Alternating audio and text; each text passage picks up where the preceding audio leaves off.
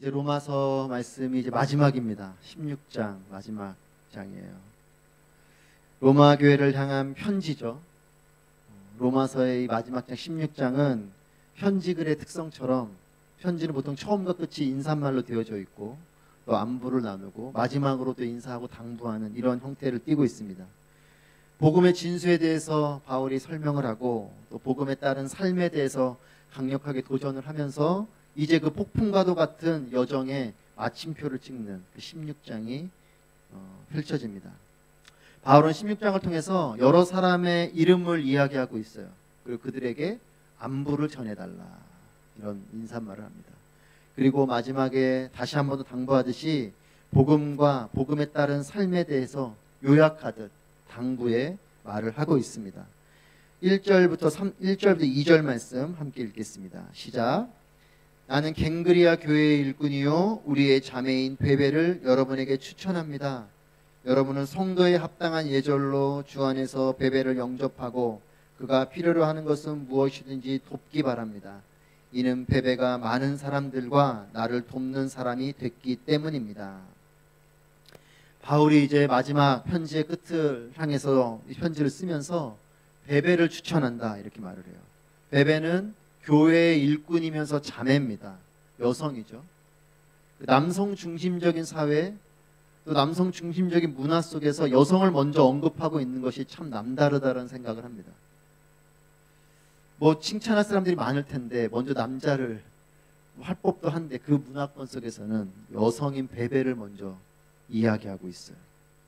저는 이 말씀을 보면서 이런 묵상을 하게 됐습니다. 본질이 중요하구나. 남성인가 여성인가. 직분, 성별, 출신, 사람을 소개할 수 있는 기준들이 여러 가지가 있는데 그것보다 본질을 중요시하게 여성일지라도 칭찬받을 만한 그 사람을 먼저 이야기하는 이런 바울의 모습을 봅니다. 여러분, 교회는 그 사람 자체를 소중하게 여기는 것이 교회예요. 직분 때문에, 성별 때문에, 출신 때문에, 세상에 어떤 힘을 가진 것, 세상의 지위 때문에, 그 사람의 스펙 때문에 그 사람이 특별한 대우를 받는 그런 것이 아니고 누구나 다 형제요 자매요 또 주님 안에서 동등하게 칭찬받은 일에 대해서 칭찬하고 격려하고 높여주고 하는 그것이 교회 공동체인 거죠. 전 아부다비 온누리 교회가 하나님께서 사랑하시는 그 사람 한 사람 한 사람 자체에 대해서 순수하고 참된 사랑과 격려와 인정이 있는 교회가 되기를 축복합니다. 제가 목사이기 때문에 저를 더 칭찬하고 그런 것이 아니고 또 직분자이기 때문에 더 어떤 기득권을 갖는 것도 아니고 하나님 안에서 형제요 자매요 또 동일하게 잘한 일에 대해서는 동일하게 또 칭찬받는 그런 교회가 되어야 되는 거죠. 베베를 향한 이런 바울의 인정은 무엇이었냐면 칭찬한 이유가 있습니다. 많은 사람들과 나, 즉 바울을 도와줬다라는 것이에요. 아마도 남다른 도움의 사람이었을 것입니다. 바울이 사역을 하면서 얼마나 많은 사람을 만났겠습니까? 또 로마 교회를 생각할 때 얼마나 많은 사람들의 이름이 떠올랐겠어요? 근데 베베를 먼저 이야기하는 걸 보면 바울의 기억 속에는 베베가 특별한 사람이었을 것입니다. 남다른 도움의 사람이었을 것이에요. 칭찬하는 내용은 도와줬다 이것이에요. 나도 도움을 받았고 많은 사람을 도와줬다. 저는 아부다비 온누리교회 여러분 모두가 도움의 사람들이 되시길 축복합니다. 교회 공동체 성도는 도움의 사람들이어야 돼요. 때로는 도움도 받아야겠죠. 하지만 돕는 사람이 되시길 축복합니다. 어떤 모양으로든지 이 사랑을 흘려보낼 수 있는 그것이 성도요 교회인 것입니다. 저는 아부다비 온누리교회 여러분 모두가 이미 많은 도움을 하고 계셔서 감사합니다. 이번 마우리치를 가는 상황 가운데서도 그렇고 튀르키예를 위해서도 그렇고 많은 도움과 섬김을 하고 계셔서 너무나 감사합니다. 그리고 앞으로 또한 그런 많은 도움이 있게 되기를 축복합니다. 아무도 아멘 안 하시는데 그래요. 3절 4절 말씀 같이 읽겠습니다. 3절 4절 시작. 그리스도 예수 안에서 내 동역자들인 브리스가와 아굴라에게 안부를 전해주십시오. 그들은 생명의 위험을 무릅쓰고 내 생명을 구해주었습니다. 나뿐 아니라 이방 사람의 모든 교회들도 그들에게 감사하고 있습니다. 바울이 로마 교회에 안부를 전해달라고 부탁을 하는 사람이 있는데 부부죠. 브리스가와 아굴라 이렇게 기록되어 있는데 브리스길라와 아굴라, 우리가 잘 아는 바로 이 브리스길라와 아굴라 부부예요. 이 부부에게 안부를 전해달라고 부탁을 합니다. 이 부부를 기억하는 바울의 기억은 무엇이냐? 그들에게 안부를 전해달라고 이야기하면서 이들을 소개하는 것은 생명의 위험을 무릅쓰고 바울의 생명을 구해주었다는 것이에요. 눈에 들어오는 것이 생명입니다. 생명을 살리는 그 일을 위해 자신의 생명의 위험까지도 무릅썼다라는 것이죠. 앞에 있는 베베처럼 도움을 주었지만 특별히 이들은 생명에 대한 것이 기억이 나는 거예요. 도움의 깊이가 남다른 것이죠. 그러면서 뒤에 이렇게 설명을 합니다. 나뿐 아니라 이방 사람의 모든 교회들도 그들에게 감사하고 있습니다. 그러니까 이와 같이 헌신적인 사람인데 바울 나 자신뿐만 아니라 이방 사람 그리고 그들의 모든 교회들이 브리스길라와 아굴라에게 감사하고 있다는 것이에요. 도움의 깊이도 깊지만 도움의 넓이도 깊은 사람들이 넓은 거죠. 선교적인 도움이 아마 넓었던 사람일 것입니다. 이방 사람들에 대한 이야기를 하는 거 보면 선교적인 넓이가 넓었던 사람들인 거죠. 브리스길라와 아굴라는 생명을 살리는 일을 위해서 생명을 걸었던 사람들입니다. 그리고 이 헌신을 널리 했었던 사람들이죠. 교회는 생명을 살리는 공동체여야 됩니다. 물론 어디 육체적인 생명도 있지만 영적인 생명이 그 가운데 있죠. 교회 공동체는 영적인 생명을 살리는 공동체여야 돼요. 여러분 근데 생명을 보면 생명은 그냥 오지 않죠. 진화론자들은 생명이 그냥 생겼다고 말해요. 우연히. 하지만 생명은 그냥 생기지 않았습니다. 생명은 온 것이죠. 하나님께로부터 생명이 왔고 또 우리 역시도 이렇게 생명을 부여받았고 또 우리 자녀들에게 생명을 준 존재들이지 않습니까? 우리 김영주 목사님 또 아들 11년 만에 얻은 아들. 생명을 잉태하고 출산하는 이 일이 정말 은혜롭고 섭리가 있는 거잖아요. 생명은요 그냥 오지 않아요. 주어진 것이고 주는 것이에요. 내가 누군가를 위해서 주어져야 생명이 살아나고 또 내가 누군가로부터 무엇을 받아야지 생명이 살아나는 거예요. 여러분 응급실을 기억하십니까? 극한의 그 섬김과 헌신의 자리, 그 누군가의 그 헌신을 통해서 죽어가는 생명이 살아나죠. 누군가의 정말 그 처절한 헌신을 통해서 생명이 살아나는 거예요. 이것이 응급실입니다. 생명은 그냥 살아나지 않아요. 누군가 이런 헌신이 있는 거예요. 바울이 그걸 말합니다. 브리스길라와 아굴라는 이런 생명을 걸고 생명을 살려준 사람이다. 저는 교회 공동체가 이와 같은 생명을 살리는 공동체가 되길 바랍니다. 저는 여러분의 삶을 통해서 또 우리 모두의 삶을 통해서 우리의 작은 섬김일지라도 그 섬김을 통해 누군가가 살아날 수 있는 일이 되길 바라요. 그 외에 여러 사람들을 거론하고 있습니다.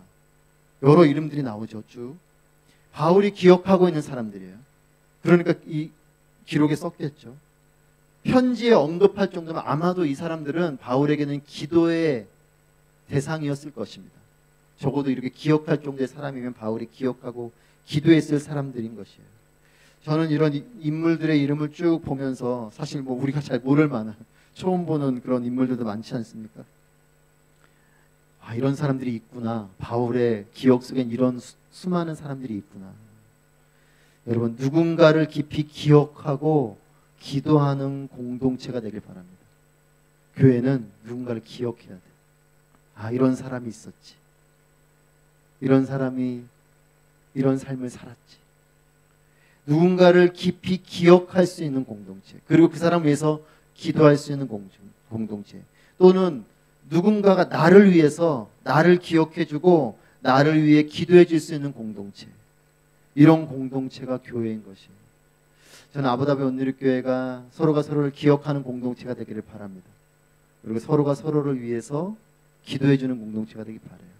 나도 그 사람을 기억하고 그 사람도 나를 기억해 줄 수 있는, 서로가 서로를 기억하는 이런 공동체가 되길 바랍니다. 바울의 그 사람들을 향한 기억의 내용들을 보면 공통적으로 또는 많이 나오는 내용이 이런 내용이에요.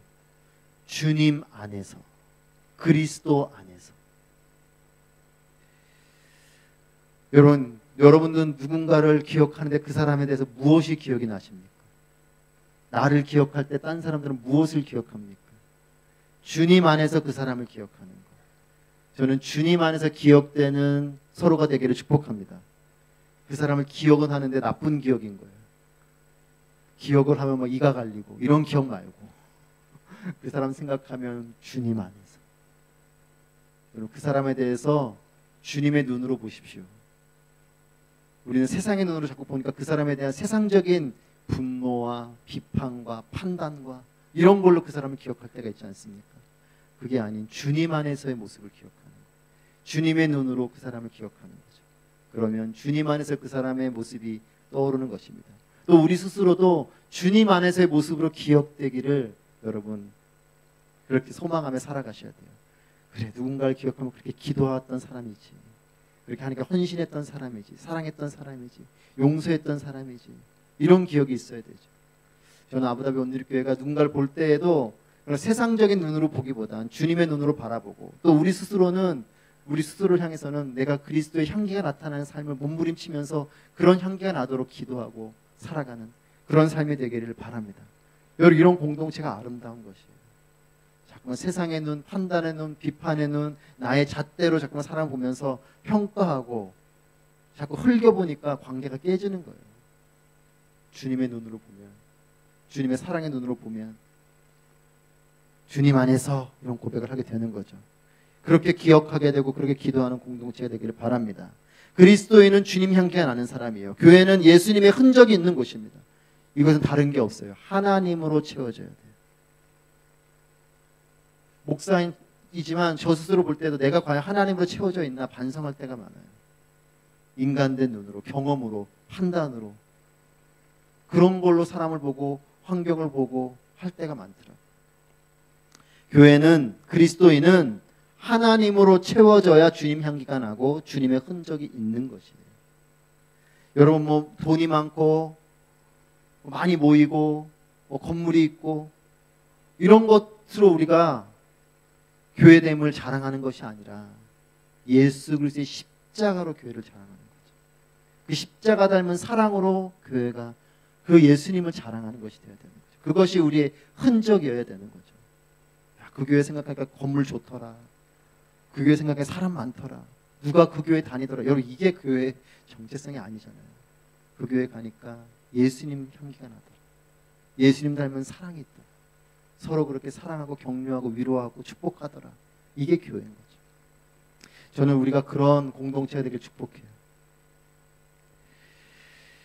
문안 인사를 정리하듯이 바울이 세 가지를 권면하는데, 첫 번째 권면은 16절 말씀입니다. 16절 함께 있습니다. 시작. 거룩한 입맞춤으로 여러분은 서로 문안하십시오. 그리스도의 모든 교회가 여러분에게 문안합니다. 첫 번째 권면은 거룩한 입맞춤으로 서로 문안하라라는 것이에요. 입맞춤은 당시에는 악수와 같은 것이었습니다. 그래서 초대교회에는 물론 동성 사이에 남성은 남성에게, 여성은 여성에게, 물론 이것이 나중에는 동성애 같은 이슈가 또 있기 때문에 여기에 거룩한이라는 또 설명을 붙인 거지만, 거룩한 입맞춤. 당시 문화권에서는 동성끼리 그런 입맞춤을 하는 이것이 악수와 같은 것이었어요. 그러니까 초대교회에도 그래서 서로 거룩한 입맞춤을 예배 가운데 하였습니다. 그러니까 믿음 없는 자들과 같은 그런 뭐 타락한 이런 동성 사이의 입맞춤 말고 거룩한 입맞춤이 그 예배 가운데도 있었던 거죠.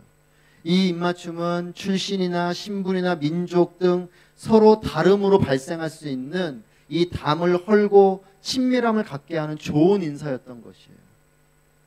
여러분, 나랑 담이 있는 사람, 나랑 불편한 사람, 내가 좀 꺼려지는 사람하고 어떻게 거룩한 입맞춤을 하겠습니까? 악수조차도 하기 싫죠. 허그는 뭐 둘째치고 악수조차 그 앞에 서기도 싫죠. 그게 아니라 입맞춤을 하라. 그리고 서로 문안하라. 이것이 바울의 첫 번째 권면이에요. 여러분, 그렇게 입맞춤 하려면 출신도 뛰어넘어야 되고 신분도 뛰어넘어야 되고 민족도 뛰어넘어야 돼요. 유대인이 헬라인에게, 헬라인이 유대인에게. 여러분, 그리스도인은 선을 넘는 사람들입니다. 선 넘는다 이 말이 상당히 안 좋은 말로 요즘 쓰이잖아요. 자꾸 너 선을 넘네 이런 말 좋지 않은 말로 쓰이는데 그게 아니라 선을 넘는 거. 그 내가 쳐놓은 선들, 내 앞에 쌓여지는 담들을 뛰어넘는 것.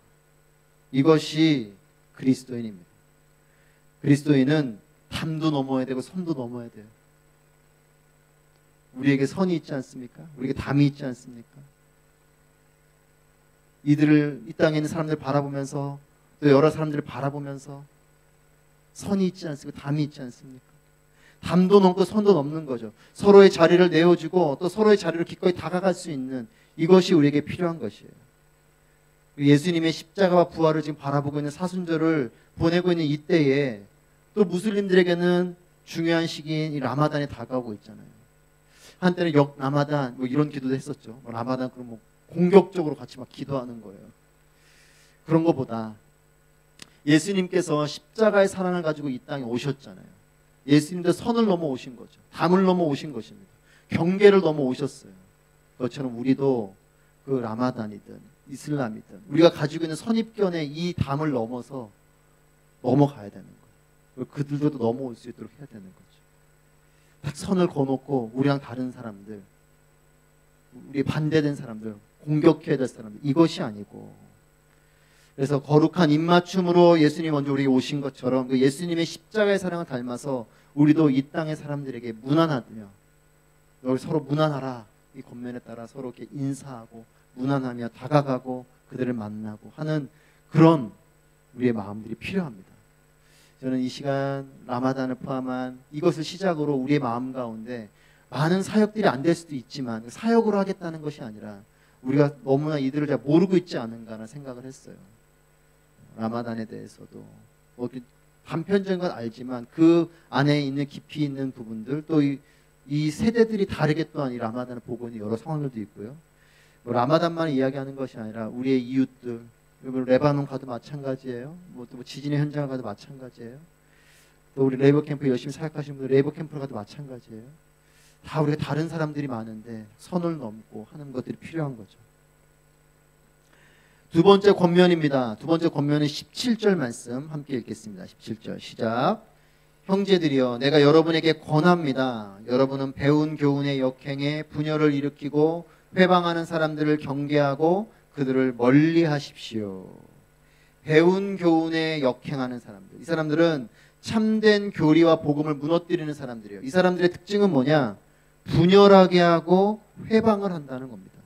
이 분열이라는 단어가 원어로 어떤 뜻으로 쓰여진 단어를 쓰냐면 쪼개진 틈을 나눈다, 이런 뜻의 단어를 썼어요. 그래서 이 쪼개진 틈을 나눈다는 것이 더 구체적으로 설명하면 당시에 옷감을 이렇게 꿰매면, 물론 요즘은 옷감을 꿰매는 분들이 많지는 않지만 옛날에 뭐 옷감을 꿰매신 분들이 기억하실 테고, 특히 뭐 군대 다녀오신 분들은 또 기억하실 테고, 옷감을 이렇게 꿰매면 그 경계선이 생기잖아요. 그 경계선을 잡아서 뜯는다는 뜻이에요. 분열이 그런 뜻인 거예요. 기껏 기워놨는데 거기 잡아 뜯는, 이게 분열이에요. 그런 뜻의 단어를 썼습니다. 여러분, 헤어지는 것들에서 잘 헤어져야 돼요. 화성하고 분순하고 교회가 교회를 낳는 이런 것들은 아름다운 이별이죠. 여러분, 우리가 요리를 할 때든 또 종이공예 같은 거 할 때든 보면 뭔가 자르잖아요. 자를 때 깨끗하게 잘 잘려지면 그건 괜찮죠. 하지만 옷감이 찢어진 걸 보셨습니까? 기워놓은 곳을 찢은 자리를 보셨습니까? 처참하죠. 실밥이 뜯어져 있고 옷감이 다 너덜너덜하고. 여러분, 헤어지는 것도 이렇게 잘 헤어지면 괜찮은데 분열이 일어나는 것은 처참한 모습이에요. 교회가 깨지는 것, 가정이 깨지는 것, 관계가 깨지는 것, 처참한 모습입니다. 찢어진 옷감을 보셨습니까? 그 너덜너덜한 모습을 보셨어요? 여러분, 그것이 깨어진 모습인 거예요. 예쁘게 잘 잘려진 건 괜찮습니다. 아름답게 이별하는 건 괜찮아요. 들어와서 막 찢어놓고 깨뜨려놓고, 그것이 분열이에요. 분열하게 하는 사람, 회방하게 하는 사람들을 뭐라고 말하냐면 경계하고 멀리하라. 뭡니까? 이런 사람들이 들어오지 못하도록 하고 이런 사람과 가까이 하지 말라는 거예요. 여러분, 이런 사람들이 들어오면 공동체가 깨져요. 좋은 공동체는 어떤 공동체냐? 이런 사람들이 떠나가는 공동체. 이단이 떠나가는 공동체. 이단이 왔다가 자기가 이단인 걸 깨닫고 커밍아웃 하는 공동체. 이런 공동체가 건강한 공동체.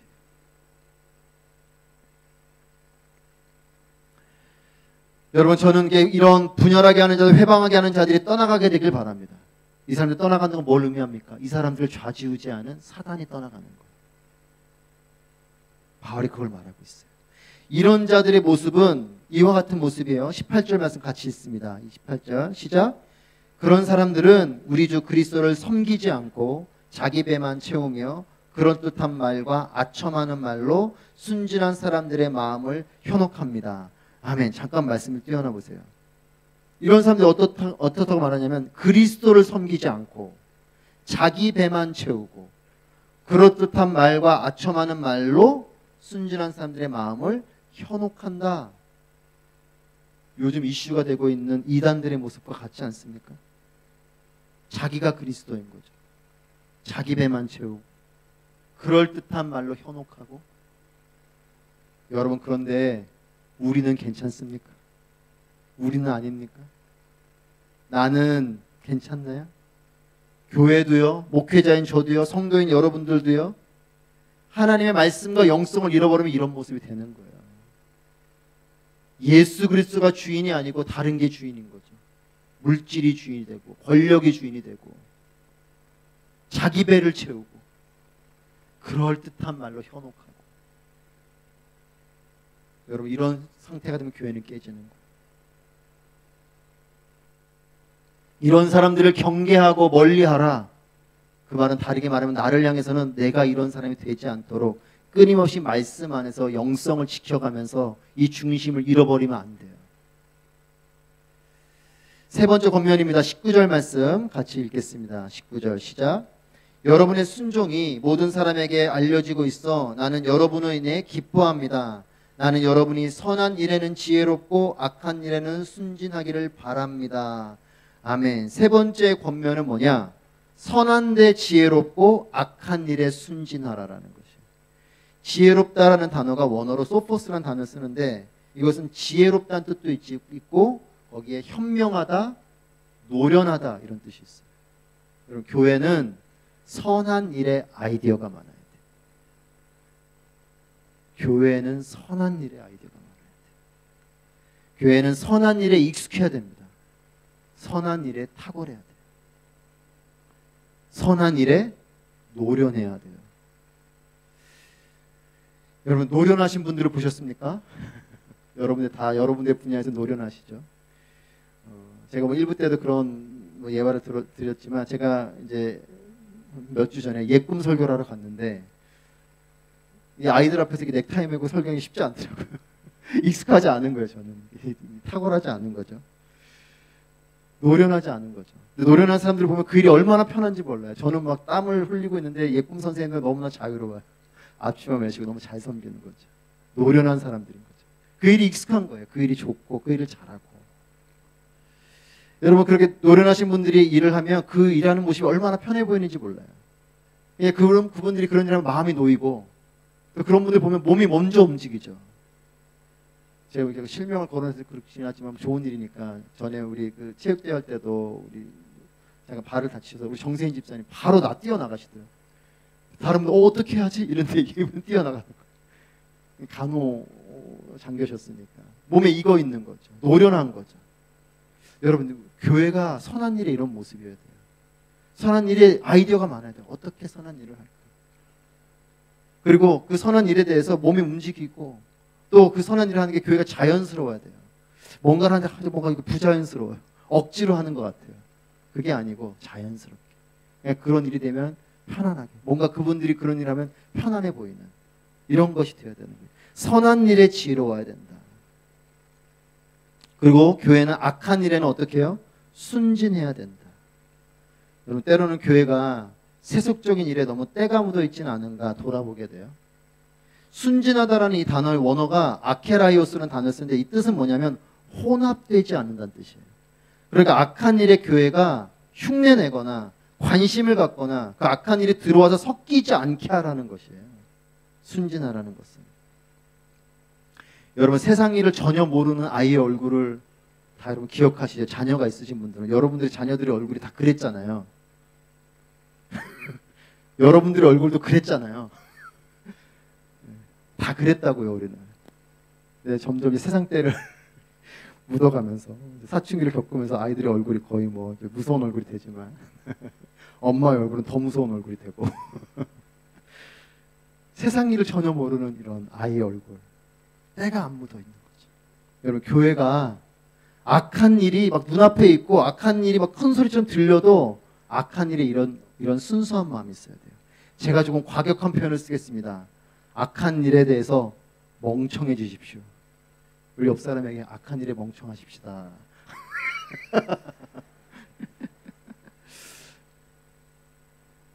악한 일에 좀 이렇게 둔해야 돼요. 악한 일에 막 눈이 반짝반짝하고 악한 일에 막 귀가 막 열리고 이런 게 아니고, 악한 일이 눈앞에 왔다 갔다 해도 별로 관심이 없고 저게 뭔가, 이게 무슨 소린가 이래야 되는 거죠. 선한 일에는 막 눈이 반짝반짝하고 악한 일에는 눈이 흐리멍텅해지고 이렇게 돼야 되는데, 악한 일에 막 눈이 반짝반짝하고 선한 일에 막 이게 뭐지 이렇게 되면 안 되는 거죠. 교회가 선한 일에 지혜롭고 악한 일에 순진하라. 이런 교회에 나타나는 모습이 있어요. 20절 말씀 우리 큰 소리로 함께 읽겠습니다. 20절 시작. 평강의 하나님께서 속히 사탄을 여러분의 발 아래서 짓밟히게 하실 것입니다. 우리 주 예수의 은혜가 여러분과 함께하기를 빕니다. 아멘. 평강의 하나님께서 사탄을 우리의 그 발 아래 짓밟게 하신다는 거예요.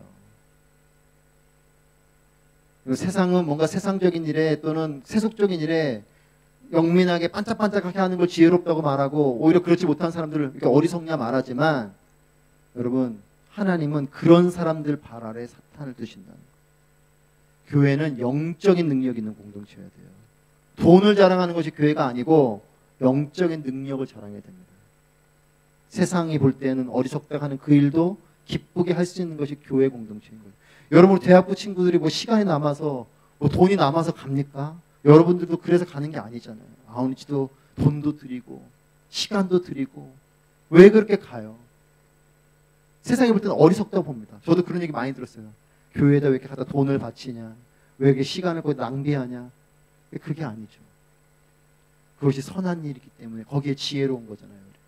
그런 사람들을 세상은 손가락질하지만 하나님은 그들의 발 아래 사탄을 둔다는 거예요. 이것이 교회의 능력이죠.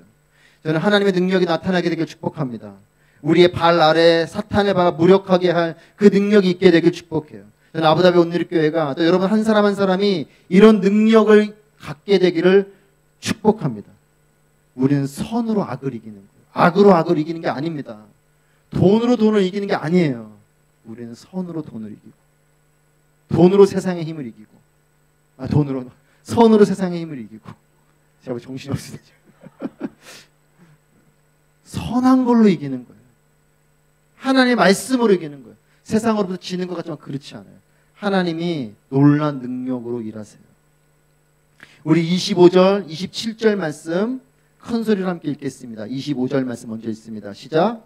하나님께서는 내가 전하는 복음과 예수 그리스도에 대한 선포를 따라, 그리고 비밀의 계시를 따라 능히 여러분을 견고하게 하실 수 있습니다. 이 비밀은 영원 전부터 감춰져 오다가, 아멘. 27절 시작. 오직 한 분이신 지혜로우신 하나님께 예수 그리스도로 인한 영광이 영원 무궁하기를 빕니다. 아멘. 25절 말씀에 복음과 예수 그리스도에 대한 선포를 따라, 그리고 비밀의 계시를 따라 능히 여러분을 견고하게 하신다. 복음이 여러분을 견고하게 하실 것입니다. 견고한 사람은 무너지지 않아요. 복음이 우리를 견고하게 하고 예수 그리스도가 우리를 승리하게 하고 우리가 다 알 수 없는 하나님의 섭리와 비밀이 우리의 삶의 기적을 보게 할 것이에요. 지금 안 보인다고 없다 하지 마세요. 하나님의 비밀이 있어요. 그것이 우리에게 놀라운 일을 보게 하는 것입니다. 오늘 바울이 로마 교회를 향한 권면으로 여러분들을 권면합니다. 여러분에게 예수 그리스도로 인한 영광이 영원 무궁하기를 빕니다. 기도하겠습니다.